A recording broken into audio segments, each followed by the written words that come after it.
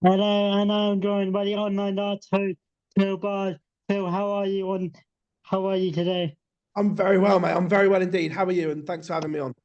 I'm very well in the no, I wanted to get you on to get a little backstory and to talk about darts with you today. So we know you're a journalist. Who is like your biggest inspiration? That's a tough one, really, because if you look at broadcasting, in general, not just darts, there are loads of really good broadcasters like Adam Smith in the boxing. I think was superb because obviously I'm a boxing fan as well. But then you look in the darts landscape of broadcasting. I think Wayne Mardle is exceptional. Chris Mason is superb. Mark Webster, of course, Emma who steers the ship for Sky Sports, is an incredible broadcaster. So across the spectrum, there are loads. Jeff Stelling, watching him do Soccer Saturday for years and so on. So yeah, I wouldn't just say like one darts one. I think I try and look at everyone across the landscape of sport and sports I love and try and take the best bits of what they do and try and make me better. Um, where did it all start for you then? So it was a little bit of luck and being at the right place at the right time. Like I've always been a huge darts fan. I played to a half decent level as a kid and so on. But look, just got a lucky break once and kind of ran with it ever since. And when you first get that initial, what can we do this? Can we do that? And that worked. It's like, all right, can we push the boundaries? Can we then move from this into this and so on? So look, back 10 years ago, I was in the right place at the right time. And like I say, a little bit of luck. And 10 years later, we're here where we are now. I mean, I've sadly, obviously, I've been watching it for 10 plus years, but sadly, because I'm like 19, I've just felt like the wrong time. But I've seen your progress and see how you do it. What was the first event you went to? Oh, so the very first event I went to in an official capacity was the Masters in 2018. But before then, I'd been going to other events and so on, exhibitions and just speaking to players. The very first one or the very first interview I ever did was Glenn Durrant in Selsey when he was at one of the WDF stroke BDO events in 2016, I think it was. So yeah, been going for that long, but yeah, but the first proper event I went to as a media thing was the Masters in 2018. Um, did you? Well, so getting to know those, getting to know like those people. Did you just once you got there? Did you know that you wanted to do just that? No, look, when you go there for the first time, it's quite nervous and it is quite daunting because obviously you're new to the scene and whatever, and look, you again you take in information, you look at what other people are doing. Look, Dan Dawson is one of the best in the business where you watch people like Dan and so on back in the day, and then you take it from there, and then you build relationships up over time, not just with players but staff and so on, the PDC staff. So yeah, it's just a case of just time and building those relationships. Dan Dawson we've had on this channel before. Players give you the at the time of like give you the utmost access they can?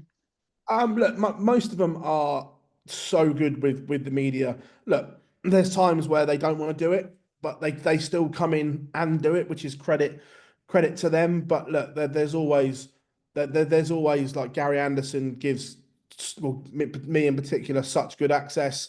MVG, Johnny Clayton, Joe Cullen, the list goes on. But most of them are superb in what they do and the access they give us because, like they say, they don't have to. They could just come in and do their normal media and then scurry off. But like I say, they're all good guys. Yeah, indeed. So, okay, we're gonna get into a bit of that now, like we have done. But talking about the events we have just had, we've had just had the World Cup of Darts. Yeah, we just had the World Cup of Darts in Sky. What did you think of that Northern Ireland winning 10-9 to Wales? What did you think of that? Yeah, I thought it was a great tournament. I love the World Cup. The pairs dynamic going all the way through a few years ago completely changed the dynamics of the tournament, and I think that was for the better. I think most fans have been craving that pairs element for a long, long time, and that now we've got it. I thought it was a really good World Cup. The final was one of the best World Cup finals I can ever remember. It was full of drama, full of tension, and excitement at the same time as well. Northern Ireland looked as if they'd won it. Then Wales found something to come back into the tie, but it was a fabulous last leg from Josh Rock and Daryl Gurney to win it for Northern Ireland for the first time. And look, across the tournament, they've been superb, so you can't begrudge them that victory. Ireland, I'm sorry, Wales, we all know what we're going to get from the Welsh pairing. They're just an all round good pair. Like you touched on England, the dream team not producing. I think it was blown out of all proportion. Look, were they their brilliant best? No. But were they as bad as what it was being made out? No, not at all. It was they still averaged nearly 94 between them, which is still respectable darts at the top level. So I think England got a lot of unfair stick, but fair play to the team Northern Ireland. Do you think because it's just Rock and Dog, and do you think that we will see them in big quarterfinals, big semi-finals going forward, or do you think they just work well as a team?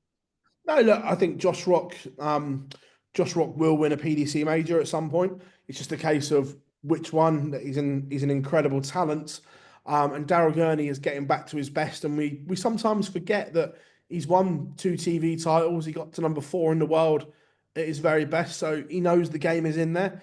And we've seen what the World Cup can do for players when they have good runs and go on and win it. It springboards them to bigger things, and I'm sure both will be thinking the same. No, we saw some day between countries like Argentina. Nobody expected them to get out of the group stage. What did you think of Argentina first time debutants? And I think they did pretty well. Yeah, I thought they looked good. We didn't really know what to expect from the pair, but look, they shone. It was really really good from them. And at the World Cup, it discovers teams like Argentina and like for me, Team Hong Kong were the story of the World Cup outside of the big nations. I thought Man Lot Lung and Lock Ling Lee were superb, and again showcasing that there is talent all the way across the world. It's just a matter of unearthing these talents.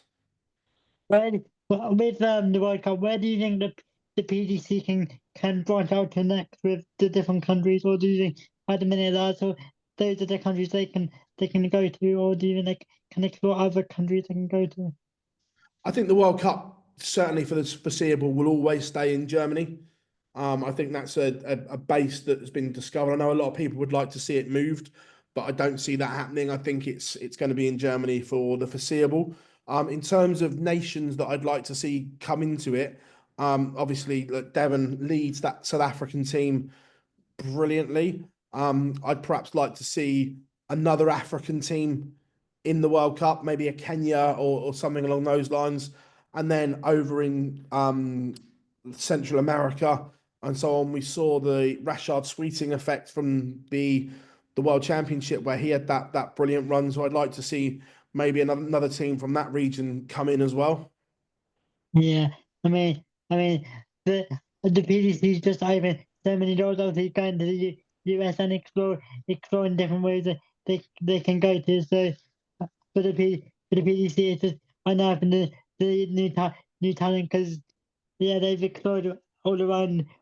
Yeah, they've explored like all around. They just find those hidden talents that we don't normally see on the PDC. Yeah, definitely.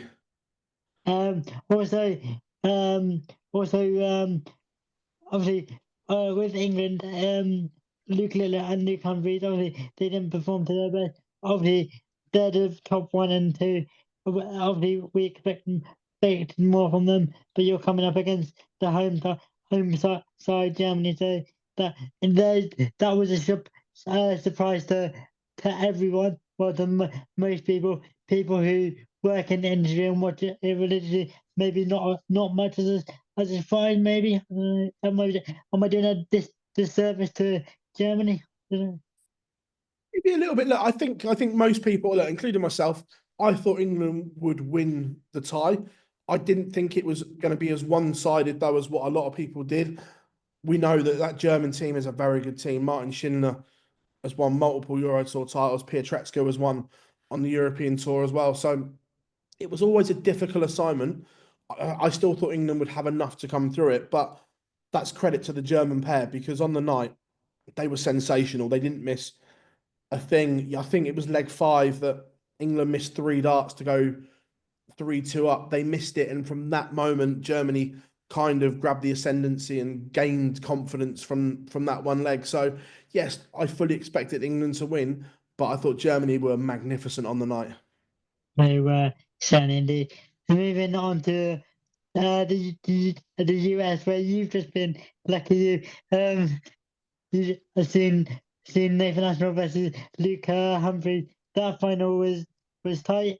So and that finished 8-5 to Luke Humphries. In that day, Luke Humphries did suffer. Well, we had a couple of players suffering with an injury, like Luke Humphries, George Van Dongen with his neurological injury. What do you think of Luke Humphries in that final, and also with his injury that he's carrying with his finger, with that person who did well squeezed his finger? I believe that's what the Irish guy did. Yeah, look, I thought Luke is an incredible excuse me. Luke is an incredible player and an unbelievable ambassador for the sport. I thought he was sensational the way he handled himself and conducted himself about the injury itself. Look, other players probably would have maybe kicked up more of a fuss, but Luke tried to play it down and said, "Yeah, look, it happened. It's not the best right now, but I've still won the tournament." So he tried to make it about the positive and not the negative. But having seen his thumb up close, it wasn't in a great way. Lucky for Luke, if this wasn't a week before the World Match Play, he's got, I say, three weeks or so to get himself right and ready, which is an important thing as he looks to defend that match play crown. But look, the guy that did it, look, guy's an idiot. But I'm surprised that that hasn't happened before, because we've seen that fans can be a little over enthusiastic on walk-ons and so on. And look, and I'm sure that will be addressed in the future. I'm not sure what the answer is and how they maybe change it so this doesn't happen again. But the PDC are normally good at things like that, and whether they just make the walk-ons a little bit wider and so on, so people aren't quite so close to the players and so on. Because look, we've got kind of lucky in relation to it's happened, but no one was seriously injured that they couldn't play, and Luke went on to win the title. But on the other hand, it could have been more serious, and Luke may not have been able to play and carry on.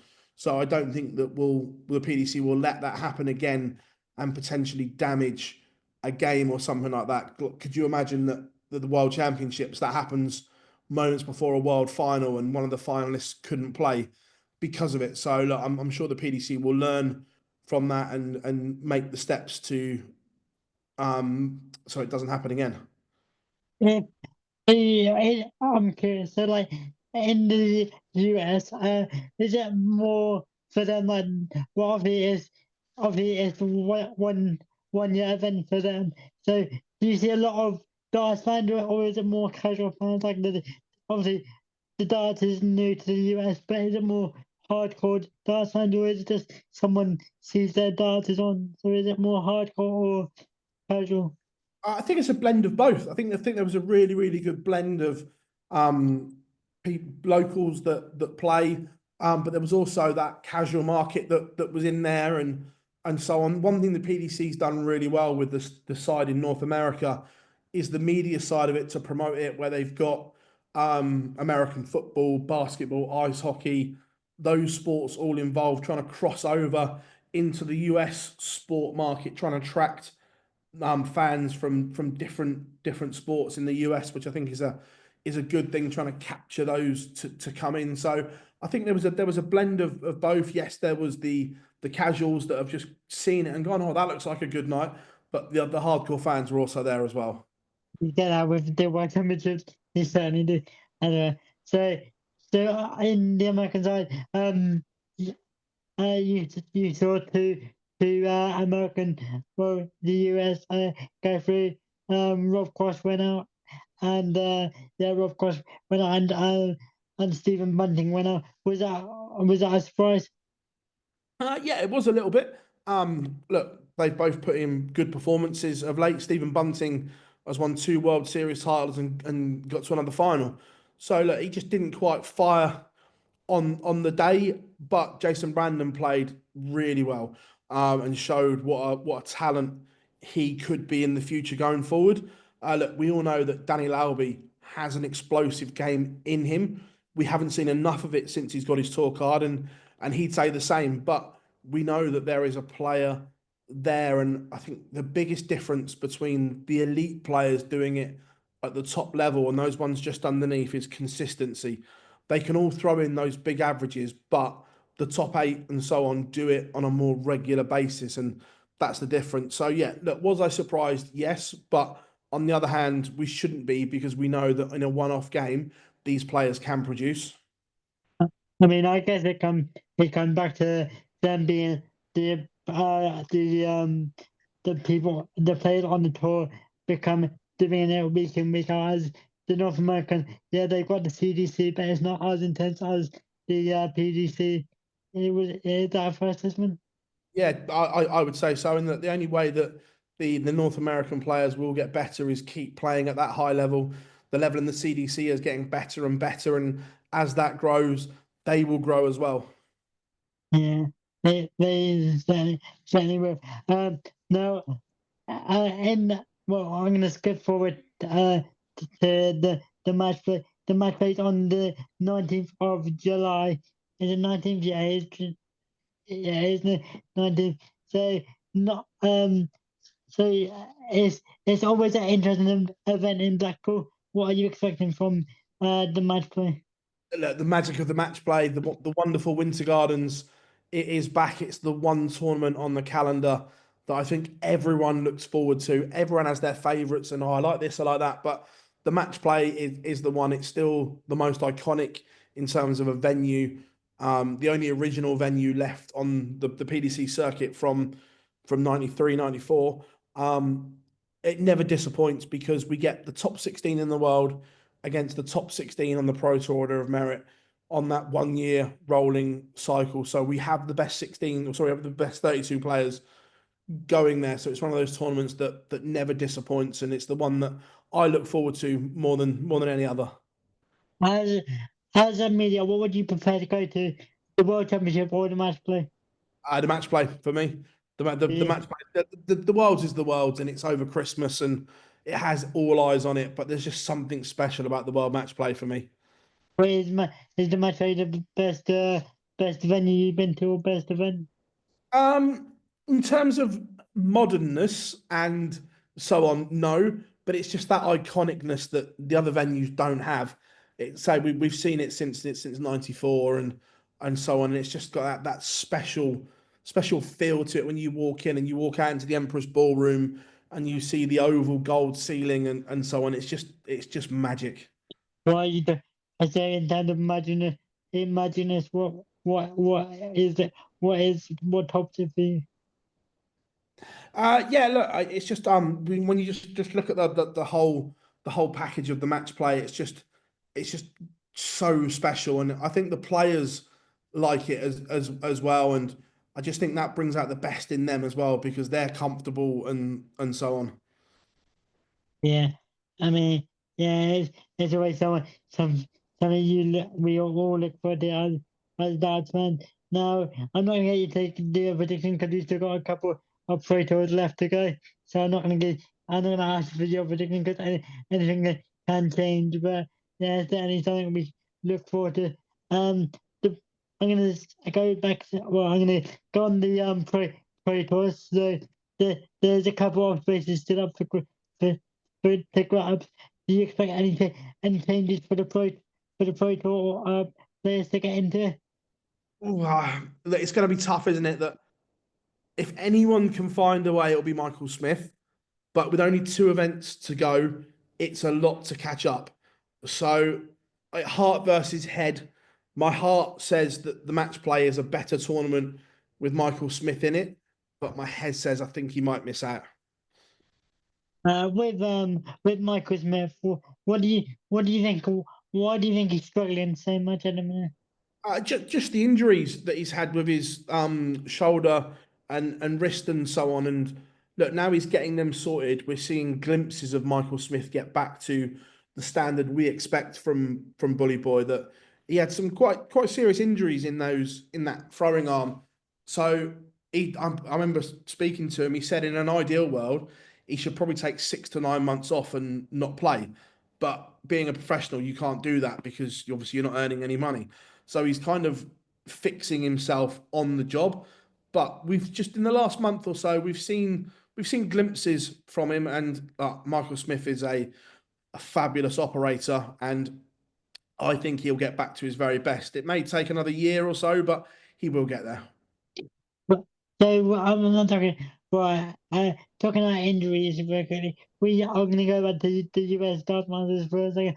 We got George Van Dongen. When injuries do happen, do you think it should be out of the players' hands, or do you think that it's the players' decision whether they play or not? I think it's a tough one, because if you're looking, look, a player will always say, I'm playing. I'm good to play, and I understand that because if they don't play, they don't get paid. So I understand why they're always going to do it, but at times in other sports, that decision is taken out of the player's hands if they're not fit to play and so on. So that me personally, yes, I think the decisions should be taken out of their hands in certain situations. Yeah. So I just thought of this on as well. So let's say let's say it's taken out of their hands. Do you think they should get a little bit of money if they are at the venue and the PDC say no you can't play, or do you reckon they should or do you reckon they should get nothing for it and they should go for the player lower down? No, I think that look, if you qualified for it and then you're not fit to play medically, there should be something. There should be like a medical pot, so to speak. So yes, I would still like say Jules, for instance. I completely understand why he played and so on, but do I think he should have played? Personally, no. So in that situation, yeah, I think there should be a pot that players so that they can go, look, here's X, but unfortunately you're not fit to play. Yeah. Um, I'm gonna go to the Moses for a second. Now we got Raymond Van Marder back on the stage against Ross Montgomery, which was well on the stage against Ross Montgomery. Um, n- a bizarre, well, not maybe a moving of the time for Raymond Van Marder to move over to, well, not move over to play in the Modus events because it's the first time we've seen a PDC player go over to the other side. He asked to play in the modus. The PDC said, "Yeah." Do you reckon we can see more of those types of moves where we see the like of Raymond Ramola, the people that are on the cusp of losing their tour card, go over to modus or? I really hope so. I think it was, look, as we said, Raymond asked and permission was granted, and I hope we see more of it in the future. I think that it can only be a good thing for the sport if organisations work together for the good of the sport and the good of the players. So I'm hopeful that that could be the start of something we see more often. Look, they're never going to allow the top 32 to do it because that's protecting their brand. But outside of that, I'm hopeful that yes, we will see more of this in the future because I think it's good for the sport. I mean, we talk about the 64 and under. Do you know where they get paid at exhibitions, and then there's no guarantee that they get but they're going to qualify for the TV majors, which is what you need to stay on the tour. So, and it's something Matthew Edgar's been quite crying out for years, if I can remember. Yeah, no, yeah, he has, and yeah, like I'm fully in agreement that I'd like to see more of it, and I'm hopeful in the rest of 2025 and going forward that we'll see more of it because I think it's good. Yeah. I'm gonna go to I'm gonna go to go backward go further back to the Premier League, which seems an age ago where Luke Luke Humphries won, which does seem age ago. It was back in May at the O2. Um, did you like? Do you like the? Do you still like the format? Obviously, we've had the format for a couple of years. I spoke to I spoke to Dan Dawson. He said he would like a change in the format. What do you say to that? Yeah, I'm the same. I'm not a big fan of the format. I understand why they're probably going to keep it for next year because for the fan experience in the venue, it is very good.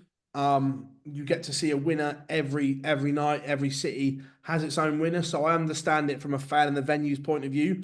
But for someone that follows the scene week in week out, I get bored of the same eight players all the time. So yes, I personally would like to see a change in the format, but I don't see it happening next year.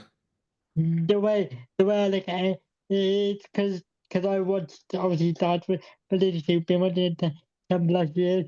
I like it's good for like the casual sorry for the casuals that are watching. It's good for the casual audience. But then when you watch the pro tour, the Euro tour, it's for me it just doesn't work. Yeah, 100%. That for me, those big games should be special. Your Luke against Luke, your Michael against Gezzy's, your Gezzy against Luke's, but we see them too often because of this Premier League format, in my opinion. Matthew actually came up with an example a few weeks ago or a few months ago. He said whoever gets relegated from the Premier League in whoever gets relegated in the Premier League that season shouldn't be able to play. Do you agree with that, or what would you do to the format? I like the principle of the idea, but that will never happen because for argument's sake, that say Luke Littler had a poor first 8 weeks and got relegated, there's no way he wouldn't be back in next year. So the theory of it's good. I don't see it happening. But having said that, I do think there should be some kind of relegation across the 16 weeks. For me, there has to be some jeopardy. Players have to fear not playing the whole tournament, where at the moment they know they're guaranteed 16 weeks. If they have a good tournament, they'll get the finals as well. So there's no jeopardy, there's no pressure on them apart from their own pressure, where I think the pressure in the table should count for something as well. But uh, hopefully we'll get some changes. Obviously, you're not making the decision, but what would you do to it? Personally, I would like to see 12 players in it, going back to kind of the The old old the old format, but we have 2 rounds of relegation. So you relegate two after X amount of weeks, another two after X amount of weeks. So but then you still get to your finals night with the final four. Yeah, I mean, for me, for me, it just doesn't work for me. Now, Stephen Bunting, he got a couple of victories and a couple of wins on a couple of nights, but he still didn't get what many people thought he would because he was in decent form. What do you think? So for certain players it helps and certain players it hinders them. Like for Luke Humphries, Matt Poor said to you, like they gave it a couple of years and then put him into Premier League, which worked well, but I don't think it worked well for Stephen London. No, maybe not. But look, I think that even when Stephen had lost those 8 in a row, he was still playing well. I think he had the fourth highest running average, yet he hadn't won a game. So look, sometimes that just happens that yes, going into the tournament, he was in really good form, just didn't quite deliver in those first 8 weeks. But look, Stephen Bunting is a class operator, and I think he learned a lot from that over that time period as well. And I fully expect the bullet to be in next year's Premier League as well. I think he'll get another shot at it. And look, I think he'll learn from this year. We, I mean, at the minute, obviously, we're at the start of July. Obviously, everything can change for the World Championship. But who would you like to see in the Premier League for next year? Um, Obviously, it's too early to say, but just off the bat, what were you thinking? I think if it was picked tomorrow, I think there'd only be potentially two changes. I think that Rob Cross and Chris Dobie might miss out, and I think Josh Rock and Johnny Clayton would come in if it was being picked tomorrow. I think that would be the eight. Yeah, I mean, what I would sort of did to the Premier League though, I would do one from the Pro to Automated. Of the Pro to Automated is completely different to the main one, and then get someone from the Pro Tour and then mix it in with the Premier League. Because some people on the Pro Tour, yes, today know because we sort of know because of the majors. They give them a little bit more exposure. Yeah, look, I don't dislike that idea. The only thing with it is I think that your TV form or is looked at more than your Pro Tour form for things like the Premier League and so on. I'm just checking things out. I just want to see a change. But yeah. Um. The I'm gonna yeah the World Championships is in December. I'm gonna skip Georgia to December, which is 6 months away. But we have to because it's the biggest major of the darting calendar. We're going up a million pound the winner. We see more players more than ever this year that they're all going in the first round. Do you think it's what the PTC needed to do?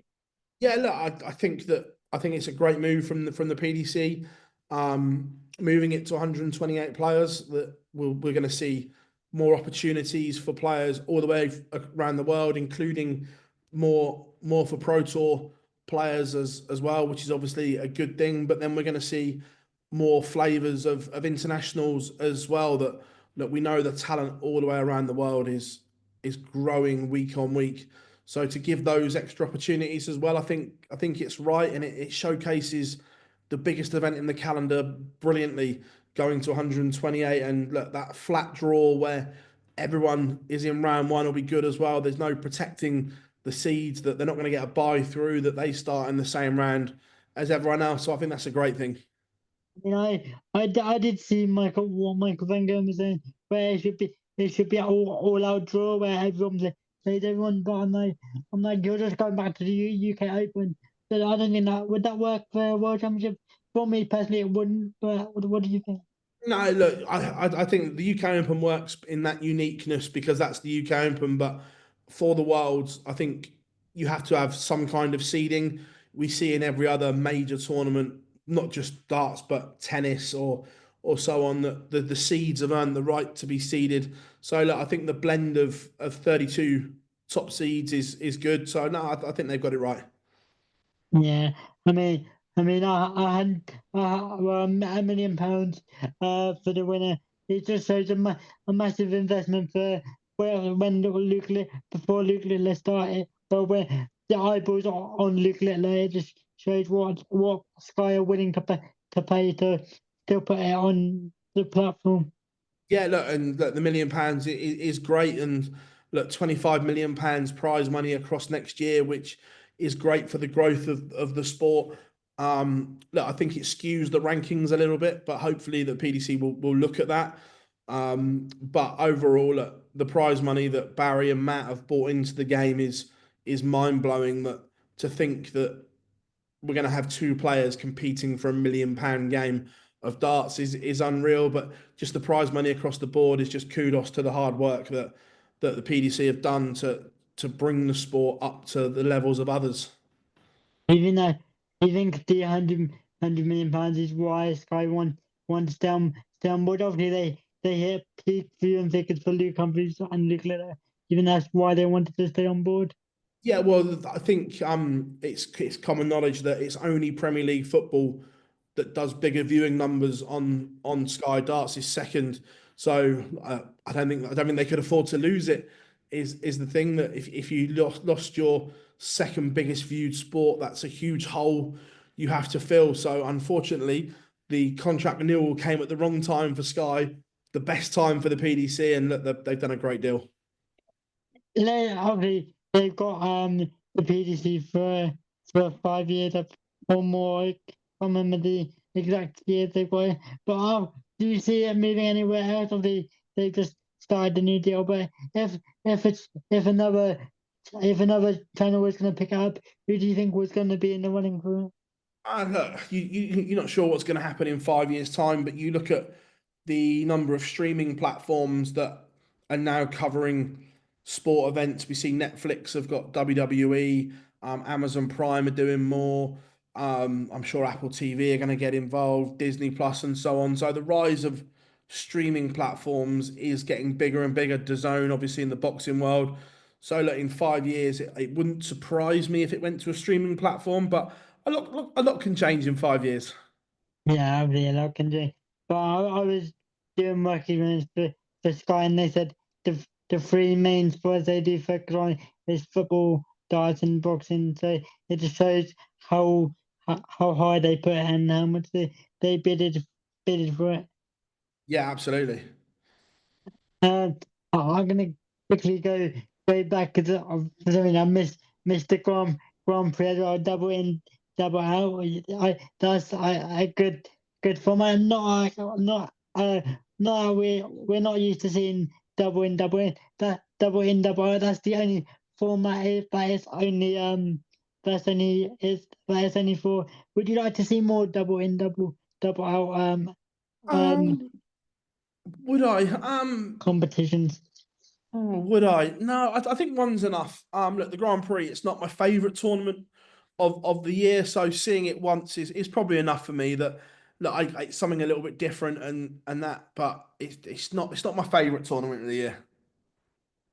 Um, have, if if they if they said we've got a new format for an event, what like obviously not including using the Premier League, they could do some formats, but it's just finding the right format if they were to do a completely different thing. Yeah, Because yeah, 100% that there are different formats that could be explored. I really like the one leg 1001 shootout idea to see how that goes down. But look, if it's not broke, don't try and fix it. The calendar seems to work pretty well as it is. I mean, so- some something need to evolve sometime. Like I don't mind the window out, but as you said, it's not my favorite either. But just something for people to enjoy. So, and also, as I said, it does do well. Now, talking quickly, we're talking about Pro Tours, Euro Tours. Do you expect for especially for the Euro Tours, because obviously the Pro Tours are and the Euro Tours are on PDC TV. Do you expect them to go in from major broadcaster? I hope so. Look, Viaplay had them for a while, but then obviously pulled out of the UK landscape. So yeah, look, would I like it? Yes, look, I'd like to see Euro Tours with more exposure. That it's the Euro Tours are fabulous. So Crazy. They're I crazy. so yeah, I'd like to see them on a mainstream broadcaster. It would be great. Yeah, I mean, and especially there's more exposure to the players you don't normally see. So Yeah, 100%. That we see so many talents develop and blossom on the Euro Tour. So if we could have more eyes on it, it would only be a good thing for the sport. yeah, I do wonder that for the pro tour, but I'm like, there's too many gaps in how they do it. So I don't know if they would go down that way. And I think the Pro Tour would probably stay on PDC TV because they've got more flexibility about gaps in between games and so on. So yeah, I think the Euro Tour would work on a broadcasted channel, not so much the Pro Tour. Yeah, I mean the Euro tour, you get to you get to see some crazy events like Germany. Yeah, there's loads of crazy events, and Germany is another hotspot for darts. like it's England and Germany. So yeah, just get more events in. Well, I guess with the Euro Tour, they need to be more spread out because most of the events are in Germany. Do you agree with that? Like, some of the events need to be spread out or not?